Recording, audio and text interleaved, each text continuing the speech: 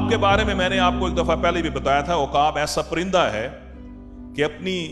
زندگی میں یہ ایک دفعہ جو اس کے پورے بال ہیں, جو اس کے پر ہوتے ہیں, بال کہہ رہا ہوں, اس کے پر جو ہوتے ہیں سارے کے سارے یہ کیا کرتا ہے, یہ نوچ نوچ کے ان کو نکال دیتا ہے, پرانے جو اس کے پر ہوتے ہیں, اور یہ پہاڑوں میں چلا جاتا ہے جب یہ اس کی زندگی کا یہ وقت آتا ہے, اور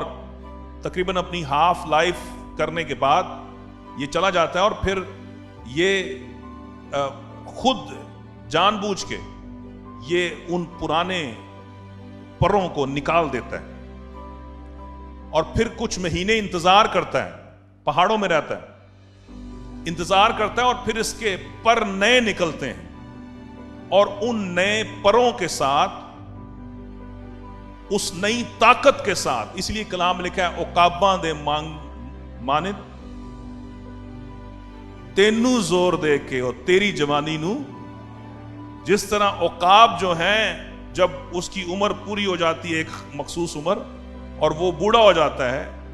لیکن خدا نے اس کے اندر یہ انسٹنکٹ رکھی ہے کہ وہ پہاڑوں کا رخ کرتا ہے, وہاں جاتا ہے, اور وہاں جا کر اپنے بالوں کو جو پرانے ہو چکے ہیں, جو بوڑھے ہو چکے ہیں, ان کو نوچ کر پھینک دیتا ہے, اور پھر خدا اس کو نئے پر دیتا ہے. ہاللویہ. It's amazing, right. یہ خدا نے پرندہ بے شک اور بہت سے مقاصد کے لیے ہے, خدا نے اس کو پیدا کیا, لیکن ایک مقصد جو بائبل مقدس میں ہمیں ملتا ہے, ہمیں اس سے ایک چیز سیکھنے کو ملتی ہے کہ خدا آپ کی جوانی کو, آپ کو دوبارہ سے نیا کر سکتا ہے. ہاللویہ.